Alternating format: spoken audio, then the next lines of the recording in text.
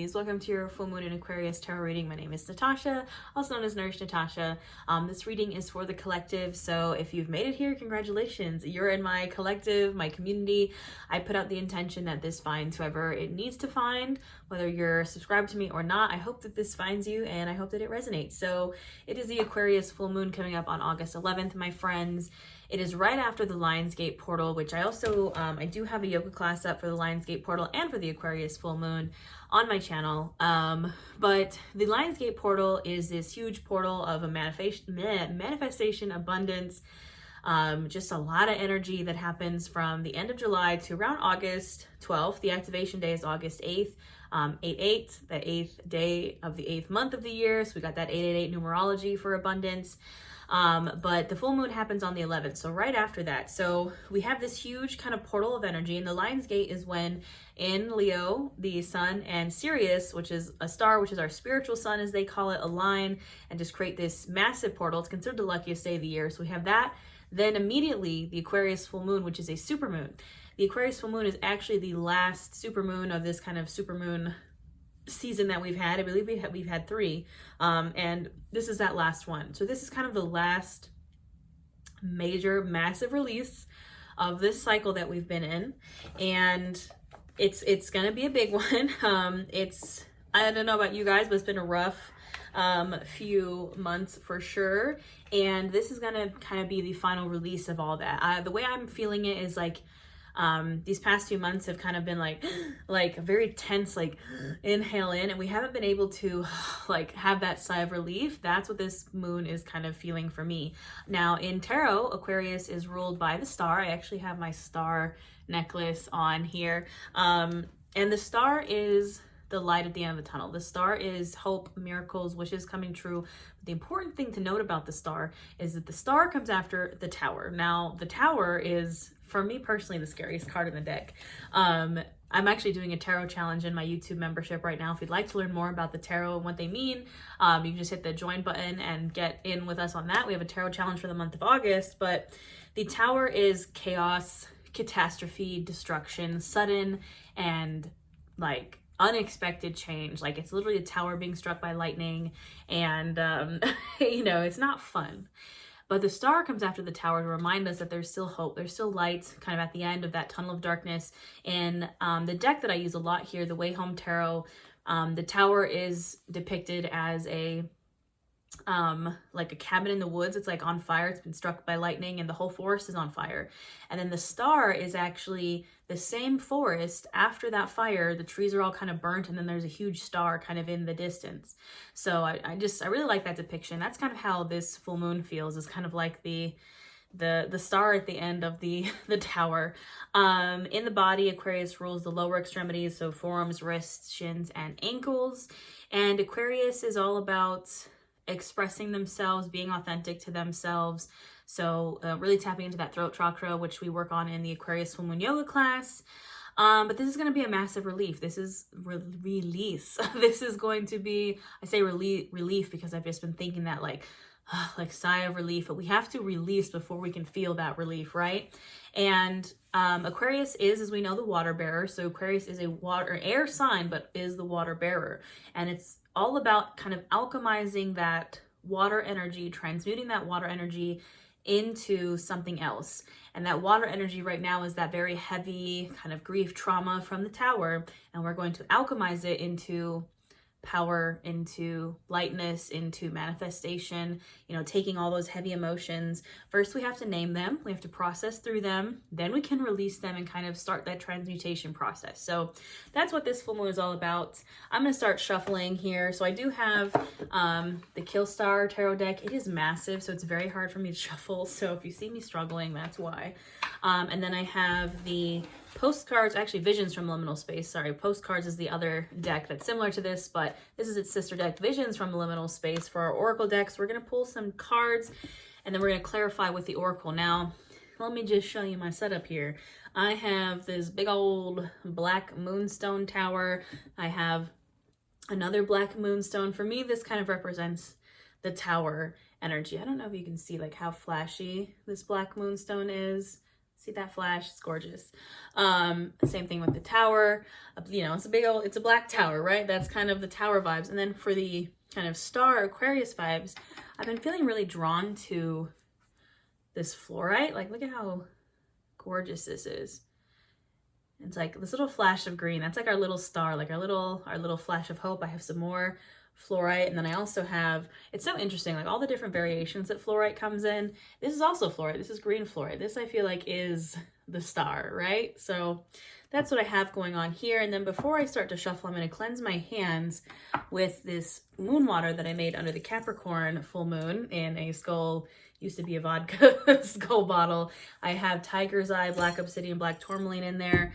But I'm just going to cleanse my hands with that, if I can get this bottle open without spraying myself with water.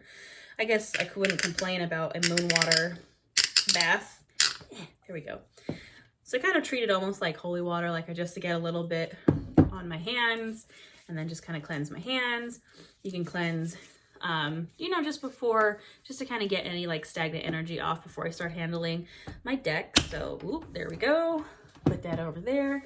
All right, we're going to start shuffling. So yeah, this Aquarius full moon is going to be, I'm predicting an intense one. You know, full moons are all about releasing, all about, you know, it's also about power, right? The full moon is kind of, and as well as the new moon, is a very big source of power for us witches, and it kind of amplifies whatever is going on at the time.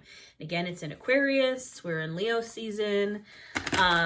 There's also 4 planets in retrograde right now, I believe. Not Mercury retrograde, but I want to say Neptune, Saturn, I can't remember. I want to say Chiron and Pluto. I think those are all in retrograde. I could be wrong, but there's a lot of stuff happening right now. By October, all the planets are going to be in retrograde, or all but one. So 11 different planets.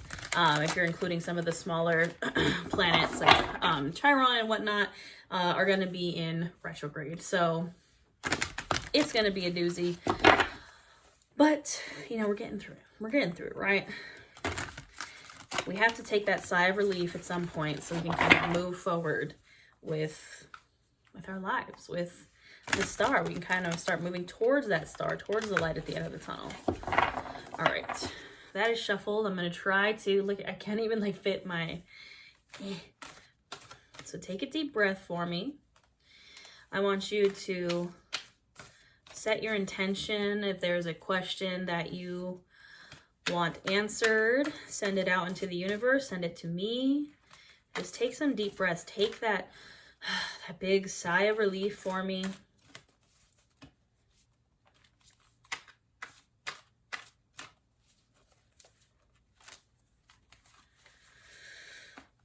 All right, let's see who comes out, folks.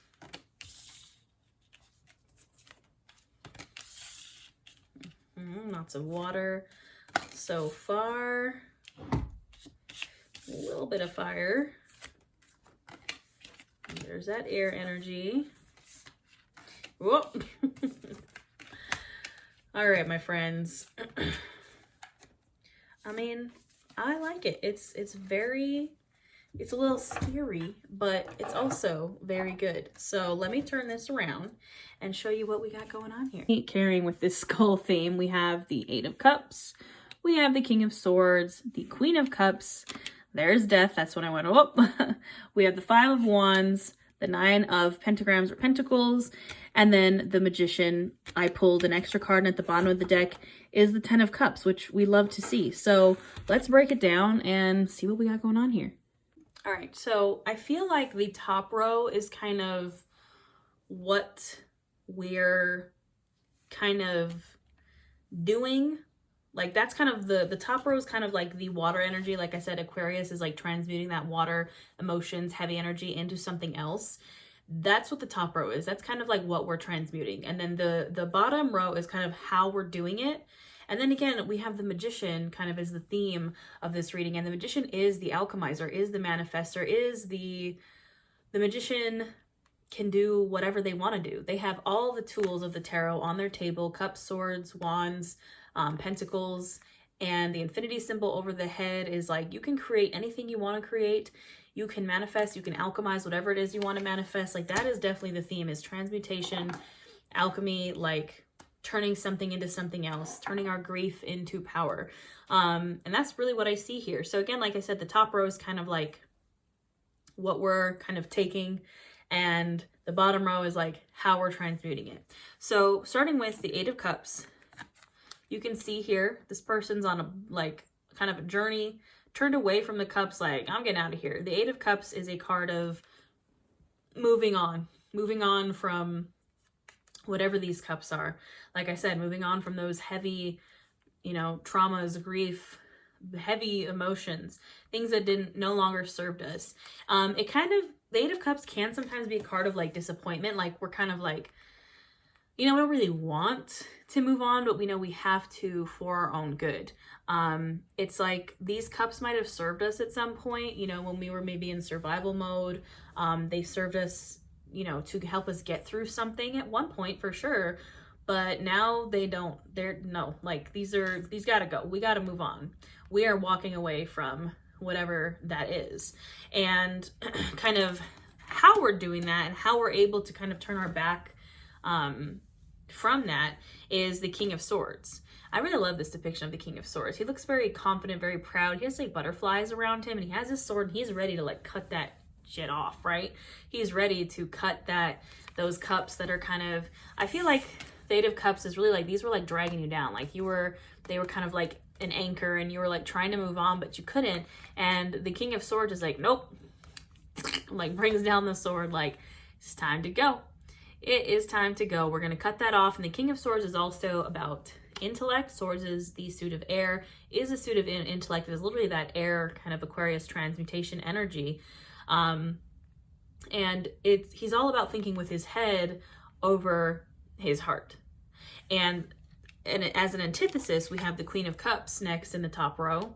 So again, this is next to the Eight of Cups. This is in that top row of kind of like what we're dealing with. And the King of Swords, I feel like, is kind of like her antithesis. The Queen of Cups thinks with her heart.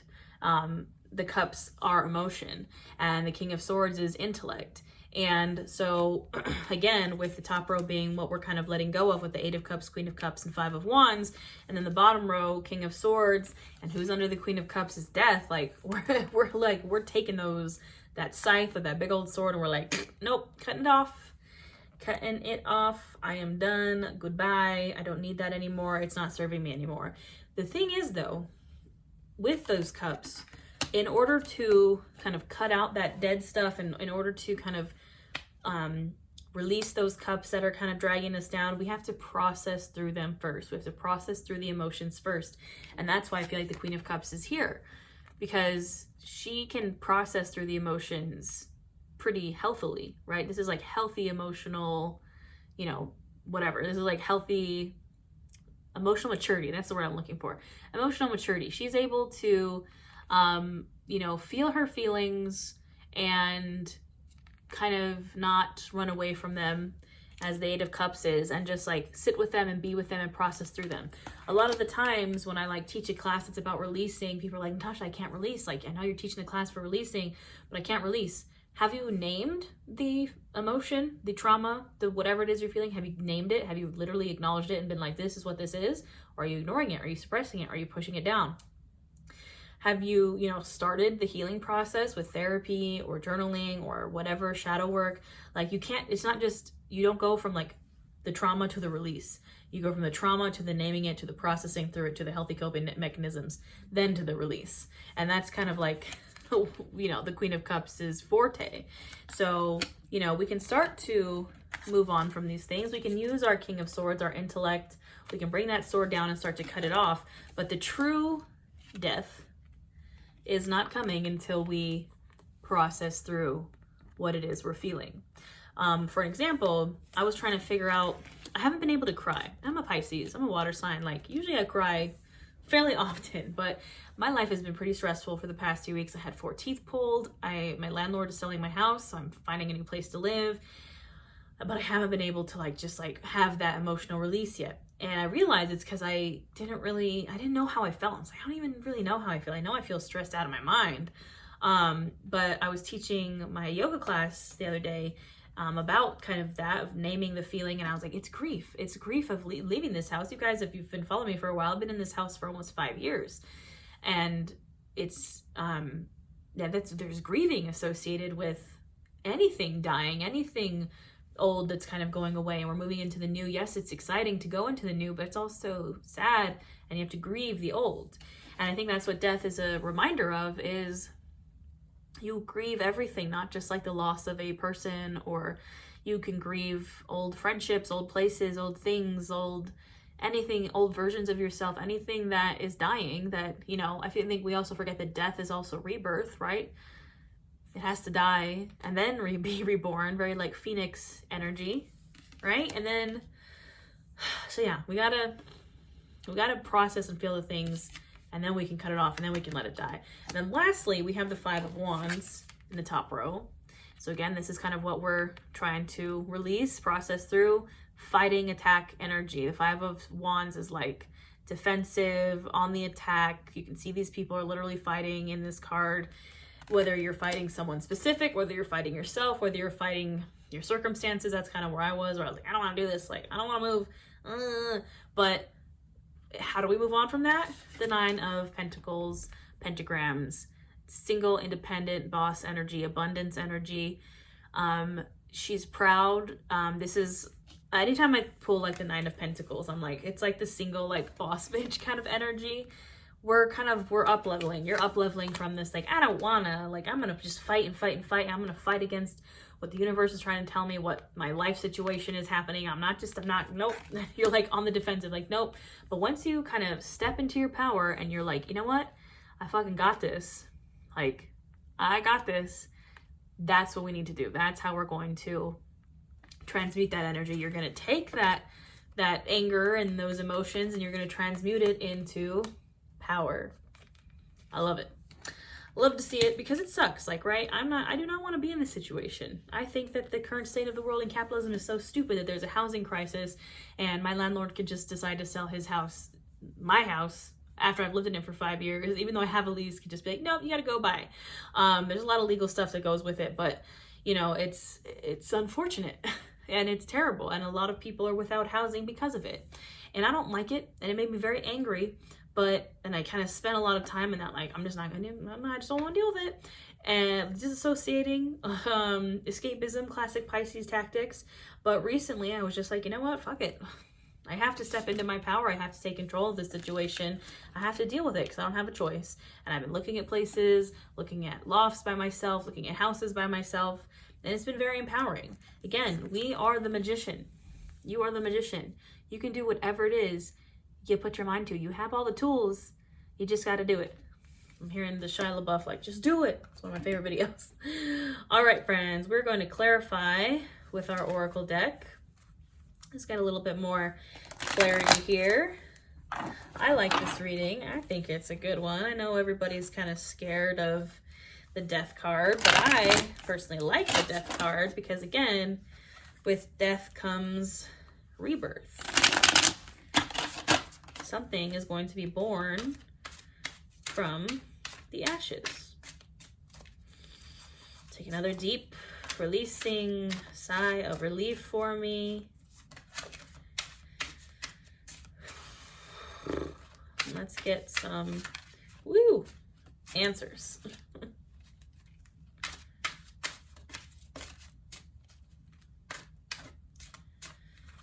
All right.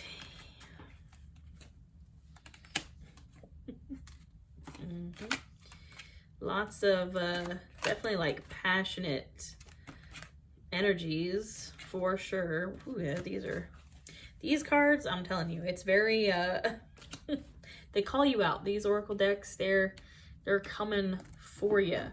Make some space here. All right, the first one that I pulled was actually lurking at the bottom of the deck. If you go back in this video, and when I held up the Oracle deck, this was at the bottom of the deck. Eye for an eye. Scary, it is gory, it is spooky. Then we have Storm and Fury. And then we have You May Never Know with a locked, closed door, do not enter, And then at the bottom of the deck, they know not what they do. And, you know, it's very aggressive, right? It's an eye for an eye, storm and fury, everything's on fire, there's a massive like locked door. It's very like heavy imagery. And an eye for an eye, I actually have the guidebook for this oracle deck, and I feel like it's just, let me just read what it says. Okay. An eye for an eye is a false teaching. Revenge masks justice, a breeding ground for curses, and an assault on the Divine Mother. It is to be burned with the idols or simply put down in favor of peace, which is what the Divine Mother would do. An individual or societal concept of fairness and the universal force of justice are not synonymous. So it's basically saying this is not what we want. What was I just saying earlier about, you know, the Five of Wands? Like, we don't want this Five of Wands energy anymore. This like fighting, you know, and it sucks, right? Like, it sucks to just kind of put down the fury when it is things that make you furious, like, you know, being kicked out of my house. But, you know, me, let's say, like, trashing this house and like being like, fuck you, landlord, isn't gonna help the situation at all. You know, this is not a good energy to be in, right? Because it's, again, that storm and fury energy. Like, we're kind of stuck there. Let me read for you the storm and fury. A power born of rage, destructive and vengeful in nature, which amplifies the potency of curse magic, a last resort kind of magic. The dying cries of the tortured, discarded, and uninvicted kind of magic. The planet remembers, the water remembers, the bloodied soil remembers, and what grows from it remembers. If justice is not offered willingly, storm and fury will restore it by force. It's very the Tower. So with these two cards, eye for an eye is saying, do not take justice into your own hands, right? Balance will be restored through storm and fury. Like, it's going to be chaotic and it's going to be intense, but you can't control it. You just got to let karma come through. Like, you know, there's situations that we can't control. Again, you may never know. You cannot control it. You cannot keep going through that door that is completely blocked off from you. It sucks and we don't want to hear it. I don't want to hear it. It's when you're stuck between a rock and a hard place, or, you know, it kind of came out of nowhere for me, like, you know, them selling this house. I had literally just decided I'm going to stay in this house. I had been wanting to move and I was like, you know what, man, I don't really want to. I'm just going to stay here. I bought a new car, which is like the thing you're not ever supposed to do when you're going to buy a new house. So now I can't get approved to buy a house. And so it all, you know, happened at the wrong time, but it doesn't matter. I can't go back through that door. I can't change what has been. And you may never know. You may never know what the outcome would have been if you had done something different. Like, and it makes us so angry, right? It makes us so angry. It makes us feel this eye for an eye. But we just gotta let karma do her thing. We gotta let, like, this is kind of this energy, like, we're like kind of stuck here and we're like trying to pound on this door. Like, this is why we're having such a hard time, like, processing healthily through our emotions, why we're having such a hard time moving on. It's time to let go of those things and let nature, justice, karma figure it out. That's like the universe's job. I'm letting all that go, giving it to the universe, and I'm moving forward. I'm moving into my Knight of Pentacles. And they know not what they do. I feel like it's just a reminder that, again, it may feel like, you know, we feel that eye for an eye feeling. We feel the Five of Wands. We feel like we have been, like, personally attacked. I used to, like, back in the day, like 10 years ago, not even 10 years ago, like 5 to 8 years ago, when my life was really just like one bad thing after another, like major losses, major traumatic things happening, I would be like, the universe hates me. Like, meh. Or like that quote in Bruce Almighty where he's like, God is a mean kid with a magnifying glass and I'm an ant and he just wants to watch me squirm or whatever. Like, that's how we feel. We feel like personally attacked, but they know not what they do. This person doesn't know what they're doing. Doesn't know they're pulling a lever and a flaming dumpster fire is going to fall on them, right? It's not a personal attack. Here, let me read you the description. If they don't know, chances are it's because they don't want to. You cannot get between someone and a decision they're determined to make, and it would be kind of insanity to try. If you know what's good for you, you'll get out of the way before this flaming dumpster falls on your head too. Give those who have earned it the grace to make mistakes without criticism or condemnation, while loving yourself enough to stay out of the blast radius while they do so.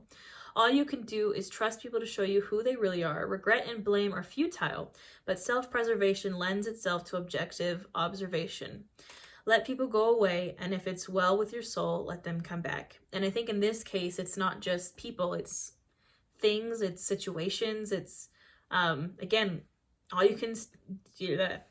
Loving yourself enough to stay out of the blast radius, all you can do is trust people to show you who they really are. Regret and blame are futile, but self-preservation lends itself to objective observation. Regret and blame. I've been blaming myself this whole time. Like, why did I buy a car? Like, why did I should have just moved forever ago. I kind of wanted to, but I didn't. I just settled. I could have no. There's no point. There's no point in continuing to knock on this door and be like, hey, what if this happened? What if that happened? What if this? What if that? No, it doesn't matter. It doesn't matter. Walk away from the flaming dumpster fire. Get out of the blast radius. Walk away from the storm and fury, which is the dumpster fire incoming. Get out of that eye for an eye energy that's very angry. You know, I feel like the emotion definitely here is anger, which, you know, I feel that. That's kind of where I was lurking for a while. But I kind of pulled back that mask and was like, oh, wait, it's actually grief. And then there's anger comes with grief, right? So, yeah. I feel pretty good about it, friends. My tumbler has me on it doing a forearm stand. I have to drink out of this. Usually I have a black tumbler, but you can't drink out of straws when you have your wisdom teeth removed. So, yeah. It's a little aggressive, but I'm here for it. You got to step into that Nine of Pentacles energy. Step out of the Five of Wands. Step into the Nine of Pentacles. Emotional maturity. Got to bring that scythe down. And just avoid the blast radius by avoiding that anger, revenge kind of energy. Walk away from that door. And instead be the magician. Create the life of your dreams. You know, creating... It's very trash magic. It's like creating something out of like this trash situation, this flaming dumpster fire that we've been handed, and creating something amazing. It sucks. I'm not saying it doesn't suck, but that's what we got to do. So that's all I have for you, my friends. I hope you have a wonderful full moon in Aquarius. Don't forget, I also have a yoga class. I have a yoga class for the Lion's Gate. I have a membership where I do live yoga classes, live tarot readings. We're doing a tarot challenge. All you gotta do is click the join button on my channel, on this video, or on my channel. I hope this resonates, and I will see you next time, my lovelies.